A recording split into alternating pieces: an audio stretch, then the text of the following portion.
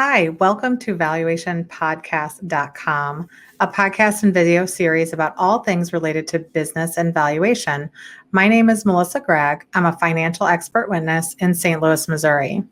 During this episode, we will discuss some of the top questions regarding divorce and business valuations. Most of the time, financial planners get involved around the time that you get married. And so there could be a prenuptial agreement that is put in place that would describe what would happen at any point during the marriage.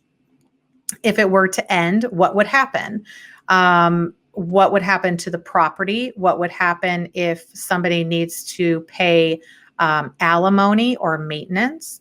And maybe what would happen with future income, prior income, past everything. It's usually outlined. The problem with prenuptial agreements is they also have to be fought in court. And so in order to keep them in place, you may have to fight about some of the terms when you get to court.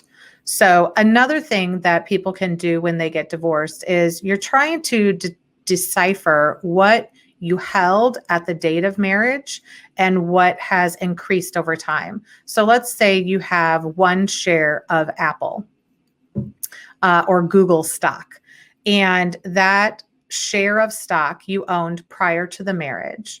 And then you decided to leave it as a security and it grew in value. So it appreciated in value. That appreciation in value may still remain separate because you owned the one share of stock. But now let's say that stock split and now it's two shares of stock. Or in another situation, what was that additional share of stock? Was it a stock split or was it a stock dividend? There could be additional monies that are earned over the time that you have that investment. And so what we're trying to figure out is what is marital and what is separate. Sometimes in certain states, the initial share of Google stock is separate and the income is marital. The appreciation in that asset could be still separate. So a lot of times, if you come into the marriage with significant assets, most of the time you would want some sort of prenuptial agreement so that you understand what you came into.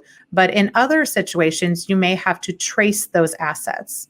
And so again, an expert would come in and say, okay, this is what you owned at the date of marriage. This was the income, interest, dividends, appreciation in the asset. Sometimes over a 10 or 15 or even 5-year marriage, you could have sold that Google stock. You could have invested in some other type of stock and things start to be transmuted, which means they change, or it could be commingled. So now you've moved marital money and separate money together. And all of those types of situations will need some analysis. And typically the person who is saying that that asset is separate has the burden of proof to prove what portion was separate and what portion is marital.